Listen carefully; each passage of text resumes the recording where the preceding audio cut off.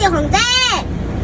ตึ้งนั่ง1 ครั้งไม่ได้เลยเหรอไม่ได้เจ๊เคยนั่งตรงนี้มาหลายปีแล้วปกติเจ๊ก็นั่งตรงนี้ทะเลาะกันทุกวันเรื่องที่นั่งจะหยุดได้หรือยังจะหยุดไหมมิลาจะหยุดไหมมาเวลไปมิลามาโยไปนั่งข้างหลังทั้งคู่เลยไปเลยถามอีกครั้งนะว่าจะหยุดไหมงั้นไปนั่งข้างหลังนู่นไปเลย